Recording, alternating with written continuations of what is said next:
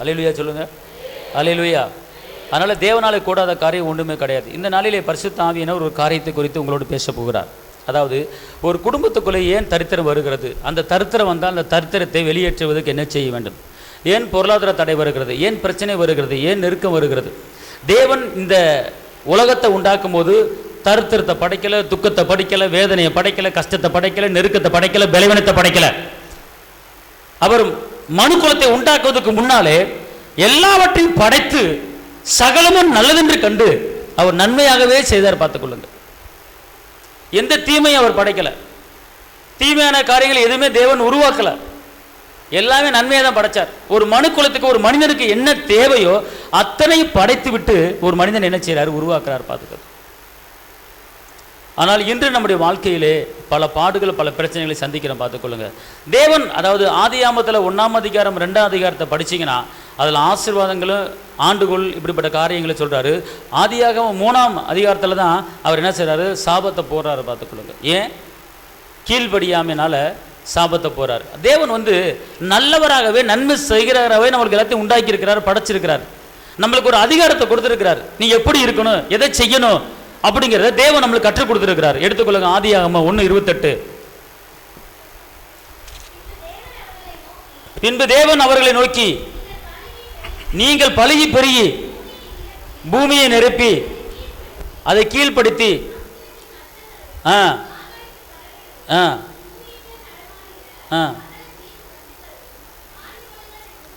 ஆண்டு கொள்ளுங்கள் என்று சொல்லி அவர்களை ஆசீர்வதித்தார். தேவன் செய்த ஒரு காரியத்தை பார்த்துக் கொள்ளுங்க. ஏதேன் தோட்டத்தை உண்டாக்கி, மரம் செடி கொடி உண்டாக்கி, அவர் தண்ணியை உண்டாக்கி, ஆறை உண்டாக்கி, மச்சங்களை உண்டாக்கி, திண்ணங்களை உண்டாக்கி, மீனை உண்டாக்கி, எல்லாத்தையும் உண்டாக்கி, இவை எல்லாவற்றையும் நீங்கள் ஆண்டு கொள்ளுங்கள்.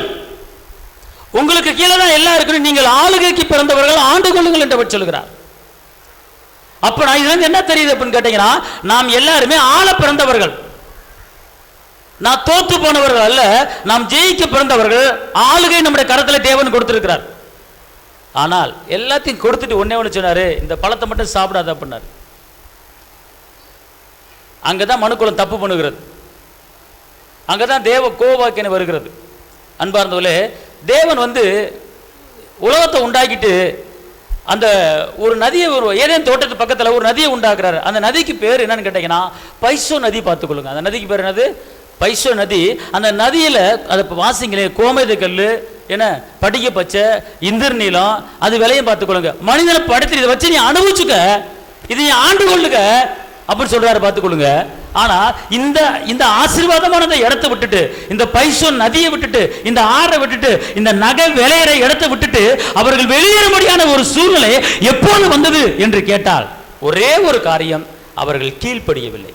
அவர்கள் கீழ்ப்படியவில்லை. இதை செய்யாத அப்படின்னாரு, அவர்கள் செய்தார்கள். அதை படிக்கும் போது தேவன், அதை எடுத்துக்கொள்ளுங்க, அந்த ஆதியாகமத்தில் 1ஆம் ஆற்றுக்கு பைசோ என்று பேர்,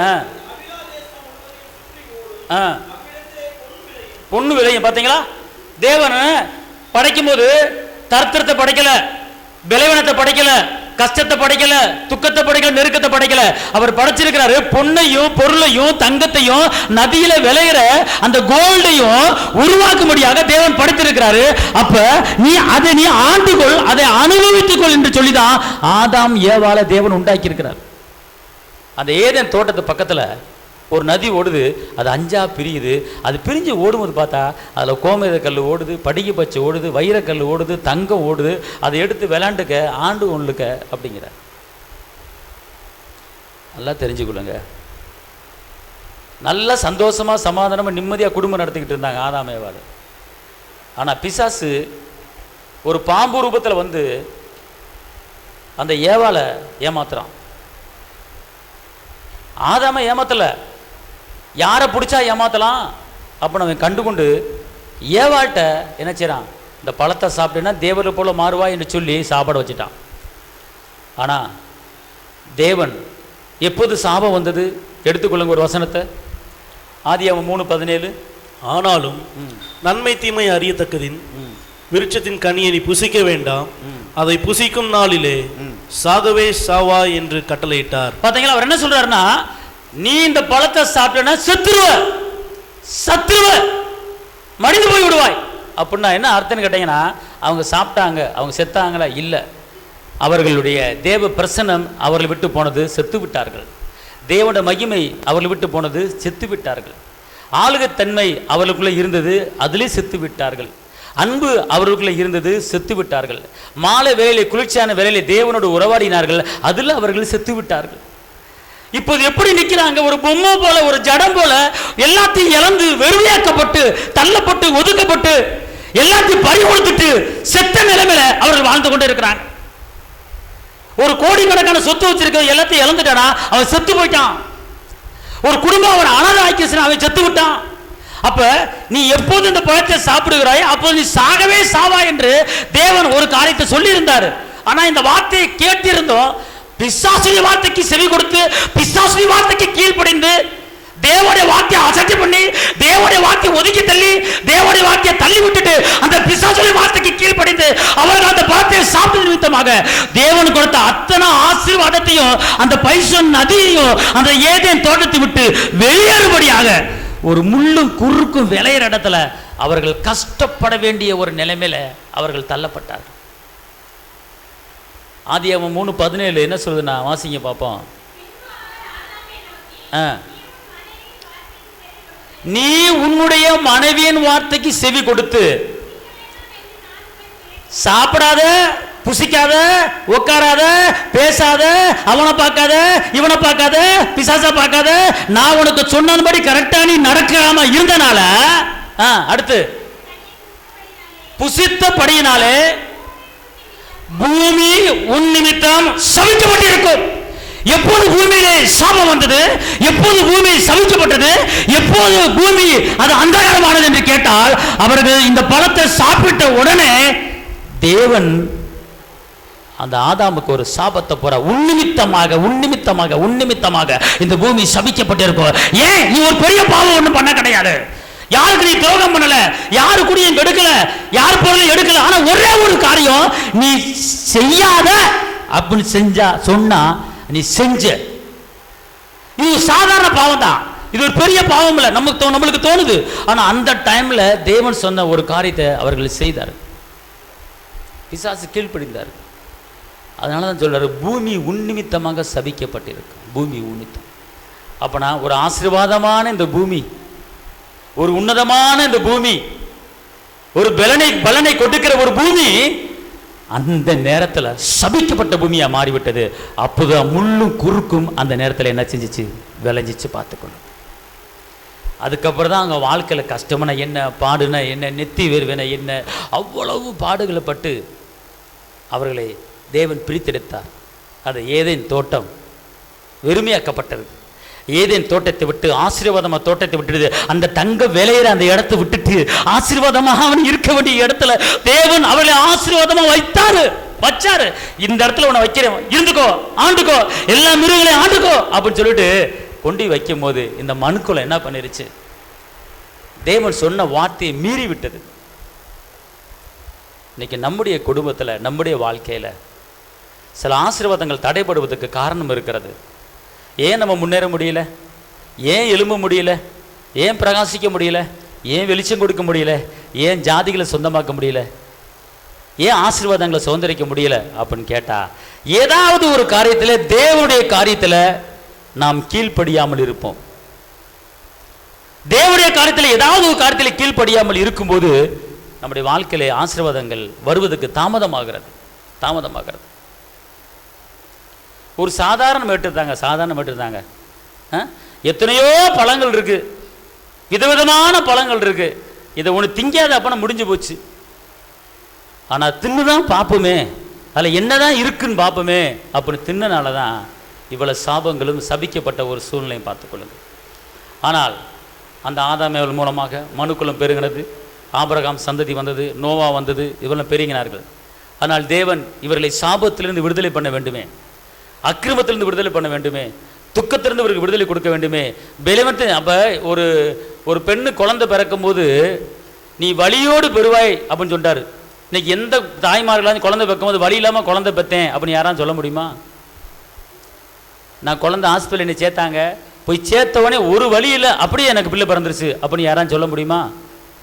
எந்த நாட்டுக்கு ராணியாக இருந்தாலும் வலியோ, ஏன்னா தேவன் உங்களுக்கு இங்கே சாபத்தை போட்டார். அதை வாசித்து பார்த்தா உங்களுக்கு தெரியும். நீ குழந்தையை பெற்றெடுக்கும் போது என்ன செய்வாய், நீ வலியோடு பெற்றெடுப்பாய் அப்படின்னு சொல்லி சாபத்தை போட்டார். பார்த்துக்கொள்ளுங்க. அப்போ போட்டது தான். அது மாத்திரம் இன்னொரு சாபத்தை போட்டார், உன் ஆசை புருஷனை பற்றி இருப்பதாக. அது ஒரு சாபத்தை போட்டார், உன் ஆசை புருஷனை பற்றி இருப்பதாக. அதையெல்லாம் அப்படியே என்ன செய்து நடந்து கொண்டு வருது. பார்த்துக்கொள்ளுங்க அன்பார்ந்தவர்களே. இன்னைக்கு இவர்கள் செய்த அந்த பாவம் தான் பூமி சபிக்கப்பட்ட நிலைமைக்கு வந்துச்சு. ஆனால் இந்த சாபத்திலிருந்து, இந்த தீட்டுப்பட்ட இந்த பூமியிலிருந்து நம்மளை விடுதலை பண்ணும்படியாக தேவன் இறங்கினார். நம்மளை வாழ வைக்கும்படி, நம்மளை உயர்த்தும்படி, நம்முடைய சாபத்தை உடைக்கும்படி இதா தன் ஒரே பேரான குமாரனாகிய இயேசுவை இந்த பூமிக்கு அனுப்பி எல்லா சாபத்தையும் எல்லா அக்கிரமத்தையும் அவர் நொறுக்கி உடைத்து விட்டு நம்மளுக்கு அவர் விடுதலையை வாங்கி கொடுத்திருக்கிறார். அதுதான் இயேசு இந்த பூமியில் செய்த ஒரு காரியம். அல்லேலூயா. இன்னைக்கு நாம் தரித்திரமாக வாழ வேண்டிய அவசியம் இல்லை.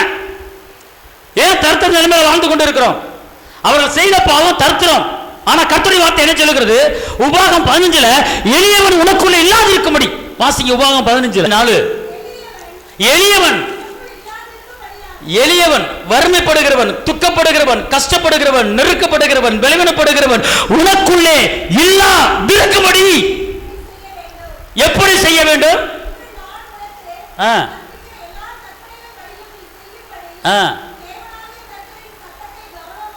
அவருடைய சத்தத்துக்கு கவனமாய் நீ கேட்டால். அங்க நல்லா கவனிங்க. இங்க இருங்க. ஒரு சத்தியத்தை மட்டும் நல்லா, இந்த ஒரு வசனத்தில் ஒரு சத்தியத்தை மட்டும் நல்லா தெரிஞ்சு கொள்ளுங்க. அதாவது என்ன சொல்றதுன்னா, எளியவன் உங்களுக்குள்ளே நமக்குள்ளே இல்லாத இருக்கும்படி. அதாவது எளியவன் என்றால் வறுமைப்படுகிறவன் 1, துக்கப்படுகிறவர் 2, பலவீனப்படுகிறவர் 3, நெருக்கப்படுகிறவன், பிரிவினை போராட்டம், இது எல்லாமே ஒரு எளியவனுக்குள்ள அடங்கிறது. ஆனால் அவர் என்ன சொல்றாரு, உன் குடும்பத்துக்குள்ள உன் வாழ்க்கையில எளிமை வரக்கூடாது, வறுமை வரக்கூடாது. அதான் எளியவன் உனக்குள்ள இல்லாத இருக்கும்படி நான் சொல்லுகிற இந்த சத்தத்தை மட்டும் நீ கவனமா கேட்டு இதன்படி நடந்தா போதும், வேற ஒன்றும் செய்ய வேணாம்.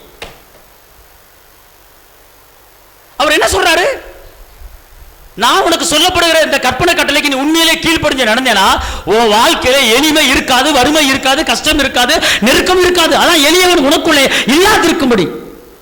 அல்லேலூயா, அல்லேலூயா. இதுதான் தேவன் கொடுக்கிற வாக்குத்தத்தம். இங்க இருங்களேன். இந்த சாபத்தை உடைக்கிறதுக்கு பிதாத்தன் ஒரே பேரான குமாரனா இயேசு இந்த பூமிக்கு அனுப்புனாரு.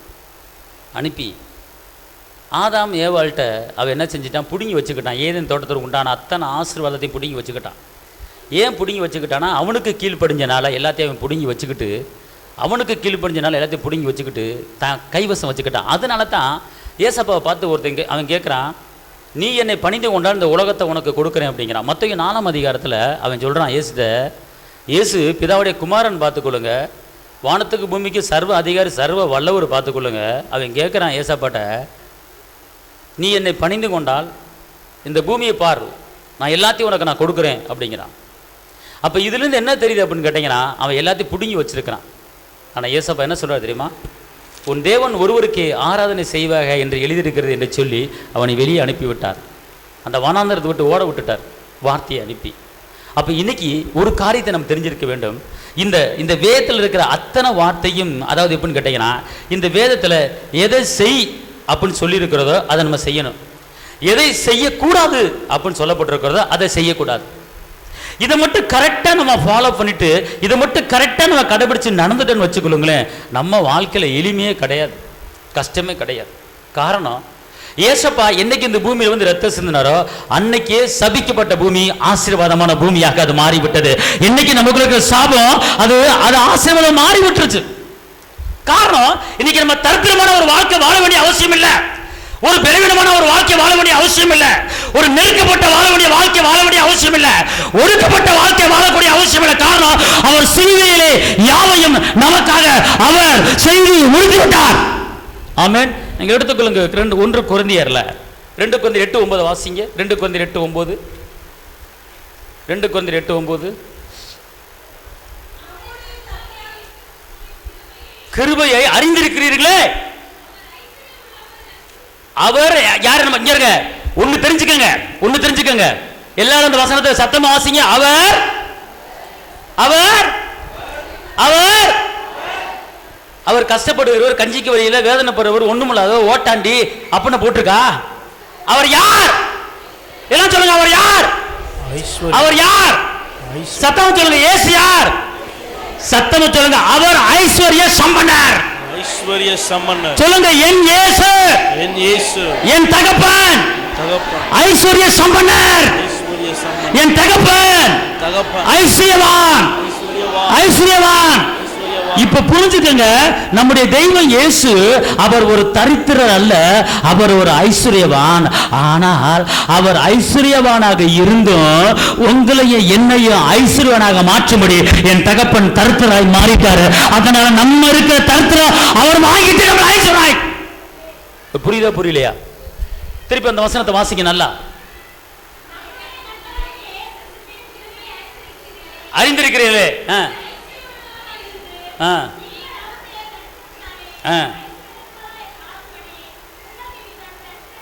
யார் நிமித்தம்? எல்லாம் சொல்லுங்க. இயேசு. யாருக்கு ஐஸ்வர்யம் வேணும்? கொஞ்சம் கவனிங்க, கொஞ்சம் என்ன செய்யுங்க, கவனிங்க. சொல்லுங்க. இயேசு, இயேசு, இயேசு, இயேசு ஐஸ்வர்ய சம்பன்னர். இயேசு ஐஸ்வர்யவான். இயேசு ஐஸ்வர்ய சம்பன்னர். சொல்லுங்க. பரலோகத்துல கோல்டு பட்ட ரோடு அங்க நடந்துகிட்டு இருக்காரு எங்க அப்பா. அதாவது இதை நீ கொஞ்சம் வீரமா சொன்னீங்கன்னா தரித்திர பிசாசு உங்களை விட்டு ஓடுவான். கடங்கர பிசாசு நம்மளை விட்டு என்ன செய்வான்? ஓடுவான். சொல்லுங்க. எங்க அப்பா யார் தெரியுமா? எங்க அப்பா யார் தெரியுமா? எங்க அப்பா நடக்கிற ரோடு என்ன ரோடு உனக்கு தெரியுமா?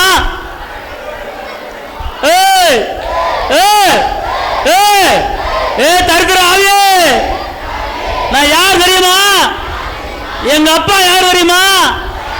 என்னை அழைச்சவர் யார் தெரியுமா? என் பாவத்தை மன்னிச்சவர் யார் தெரியுமா? என்னை நடத்துறவர் யார் தெரியுமா? ஐஸ்வர்ய சம்பன்னராகிய என் தகப்பன் இயேசு. சொல்லுங்க. எங்க அப்பா பாதம் படுகிற இடம் என்ன இடம் தெரியுமா? இதெல்லாம் நீங்கள் சொல்லி காட்டினா தான், இதெல்லாம் நீங்கள் சொல்லி காட்டினா ஓடுவேன். நான் உங்களை சொல்ல வைக்கிறதுக்கே நான் அரைப்படி பால் குடிக்கணும் போல தெரியுது. அல்லேலூயா. அதாவது உங்களை சொல்ல வச்சு தரித்திர ஆவி உங்களை விட்டு ஓடி நாளைக்கு உங்களுக்கு ஒரு அற்புதம் நடக்க போகுது. அல்லேலூயா. அல்லேலூயா சொல்லுங்க.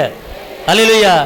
என் தேவன் தம்முடைய மகிமை செல்வத்தினா, என் தேவன் தம்முடைய மகிமை செல்வத்தினா குறைகளையே கிறிஸ்துவுக்குள் நிறைவாக்கி நடத்திடுவார். குறைகளையே கிறிஸ்துவுக்குள் நிறைவாக்கி நடத்திடுவார்.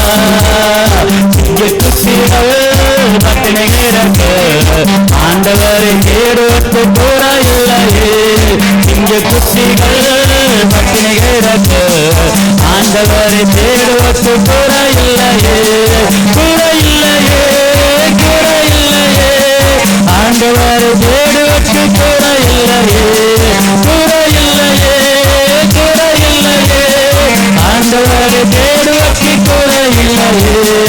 இங்கு குட்டிகள் பட்டினிகளுக்கு ஆண்டவரை தேடுவது கூட இல்லையே. இடங்களிலே என்னை நேசிக்கின்றார். இடங்களிலே என்னை நேசிக்கின்றார். தண்ணீரண்டை ஊற்றி சென்று தாகம் தீர்க்கின்றார்.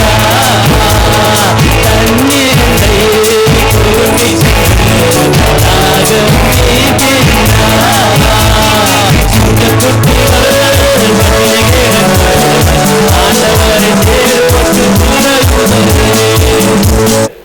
அல்லேலூயா. ஆமென் சொல்லுங்க. ஒருத்தருக்கு இருதயத்தில் அடைப்பு வந்துருச்சான். இருதயத்தில் அடைப்பு வந்த உடனே அவர் செக்கப்புக்கு சென்னைக்கு போனாராம். சென்னைக்கு போய் செக்கப் பண்ணோன்னே டாக்டர் சொன்னாராம், ட்ரீட்மெண்ட் ஒரு பக்கம் இருக்கட்டும், நீங்கள் என்ன பண்ணுங்க, காலையில் ஒரு 20 நிமிஷம் கை தட்டிக்கிட்டே இருங்க, சாயங்காலம் 20 நிமிஷம் கை தட்டிக்கிட்டு இருங்க, உங்கள் இறுதி அடைப்பு சரியாக போயிடும் அப்படின்னாரு. அல்லேலூயா. நீங்கள் கை தட்டுறனால தேவனுக்கு மகிமை போகுது. ரெண்டாவது இன்னொரு காரியம், உங்கள் உடம்புல ஒரு பெரிய மாற்றம் என்ன செஞ்சுக்கிட்டு இருக்கு, உண்டாகிட்டு. அதுக்கு தான் கையா தட்டு அப்படிங்கிறது. அல்லேலூயா. அதுக்கு தான் என் தேவன் தம்முடைய மகிமை செல்வத்தினார், மகிமை செல்வத்தினார் குறைகளையே கிறிஸ்துவுக்கு நிறைவாக்கி நடத்திடுவார். குறைகளையே கிறிஸ்துவுக்கு நிறைவாக்கி நடத்திடுவார். குட்டிகள் மண்ணில் கிடக்கு ஆண்டவரின் தேவனுக்கு குறையில்லையே. குட்டிகள் மண்ணில் கிடக்கு ஆண்டவரின் தேவனுக்கு குறையில்லையே. குறையில்லையே, குறையில்லையே, ஆண்டவரின் தேவனுக்கு குறையில்லையே. குறையில்லையே, குறையில்லையே, ஆண்டவரின் தேவனுக்கு குறையில்லையே. குட்டிகள் பட்டினி கிடக்கு ஆண்டவரின் தேவனுக்கு குறையில்லை. எல்லாரும் குட்டிகள் பட்டினி கிடக்கு ஆண்டவரின் தேவனுக்கு குறையில்லை. அல்லேலூயா. எல்லாம் சொல்லுங்க, ஆண்டவர் என்ன என்ன என்ன என்ன என்ன என்ன என்ன புல்லுள்ள இடங்களிலே என்னை நேசிக்கின்றார். புல்லுள்ள இடங்களிலே என்னை நேசிக்கின்றார். தண்ணீரண்டை ஊற்றி சென்று தாகம் தீர்க்கின்றார். தண்ணீரண்டை ஊற்றி சென்று தாகம் தீர்க்கின்றார். குட்டிகள் பட்டினி கிடக்கு ஆண்டவரின் தேவனுக்கு குறையில்லையே. குட்டிகள் பட்டினி கிடக்கு ஆண்டவரின் தேவனுக்கு குறையில்லையே. அல்லேலூயா. அல்லேலூயா. எல்லாம் சொல்லுங்க, எதிரிகள் முன் எனக்கு ஒரு விருந்து. என்னை எதிர்த்தவர்கள் முன்னால ஒரு விருந்து. கையை பிடிச்சிருங்க, உங்களுக்கு எதிரிகள் முன்னால ஒரு பெரிய விருந்து ஆயத்தமாக்கப்பட்டு இருக்கிறது. அல்லேலூயா. அதான் எதிரிகள் முன் இருந்த அன்பே ஆயத்தப்படுத்துகிறார். எதிரிகள் முன் இருந்த அன்பே ஆயத்தப்படுத்துகிறார். என் தலையை அபிஷேகம் செய்கின்றார். என் தலையை எண்ணெயினால் அபிஷேகம் செய்கின்றார். குட்டிகள் பட்டினி கிடக்கு ஆண்டவரின் தேவனுக்கு குறையில்லையே. குட்டிகள் பட்டினி கிடக்கு ஆண்டவரின் தேவனுக்கு குறையில்லை. ஆமென். ஏசப்பா சிலுவையில் இரத்த சிந்தினது பாவத்துக்கு மாத்திரமல்ல, நம்ம தரித்திரத்தை ஐஸ்வர்யவானாய் மாற்றுவதற்காக. அல்லேலூயா. வசனத்தை படிச்சீங்களே, அவர் ஐஸ்வர்யவானாக இருந்தும் நம்மளும் ஐஸ்வர்யவானாக மாற்றும்படி அவர் தரித்திரம் மாறிட்டார். அல்லேலூயா. எல்லாம் சொல்லுங்க, ஏன் தரித்திரத்தை ஏசப்பா எடுத்துக்கிட்டு அவர் ஐஸ்வர்யத்தை எனக்கு கொடுத்துட்டார். அதனால தரித்திரம் எனக்கு கிடையாது. அல்லேலூயா. அவர் இரத்தத்தை சிந்தி என் தரித்திரத்தை புட்டிக்கிட்டாரு. அல்லேலூயா. பாருங்க, ஒரு ஐஏஎஸ் கலெக்டர் ஒருத்தர் இருக்கிறார்.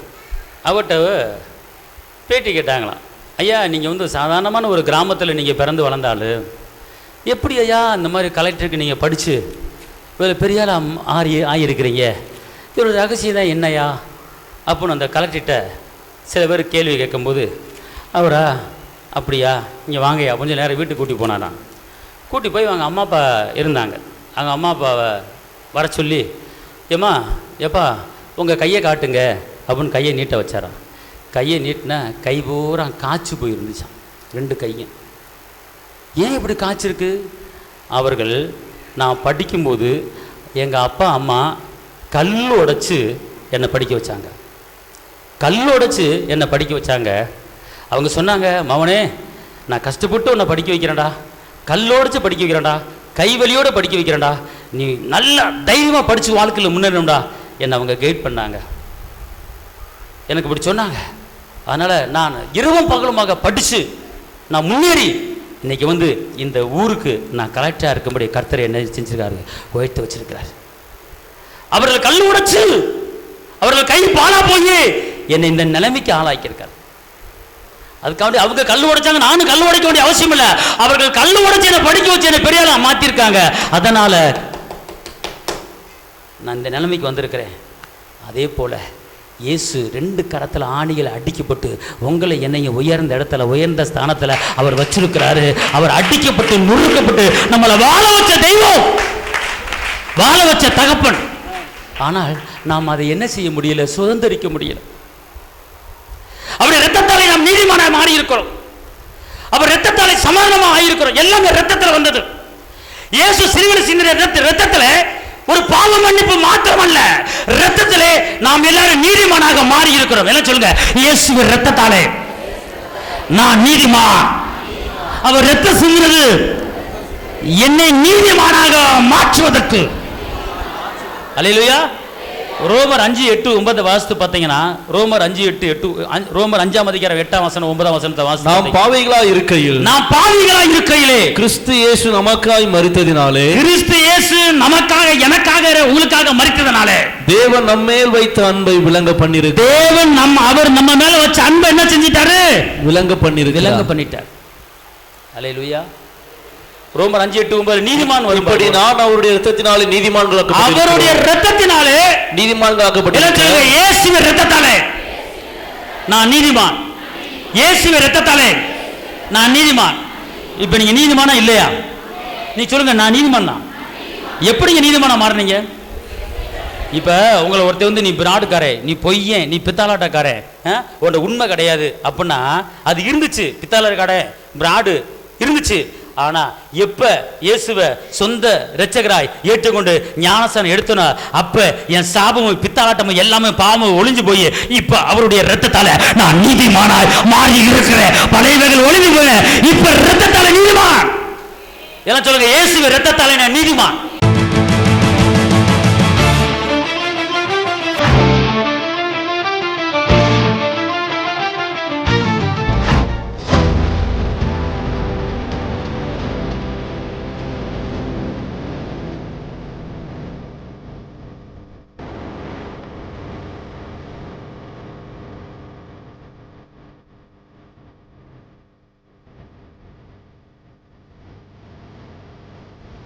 உங்கள் வாழ்க்கையில் போராட்டமா, கண்ணீரா, வேதனையா? இயேசு உங்களுக்கு அற்புதம் செய்வார். எங்களோடு இணைந்து கர்த்தரை ஆராதிக்க உங்களை அன்புடன் அழைக்கிறோம். எங்கள் முகவரி போதகர் சி. ஜீவா, திரியேக தேவ எழுப்புதல் ஆலயம், RS Nagar, Allampatti, Virudhunagar. Cell number 9443313673. Email address jiva.boj@gmail.com. ஞாயிறு ஆராதனையின் நேரம் காலை 8:30 மணி முதல் 10:30 மணி வரை.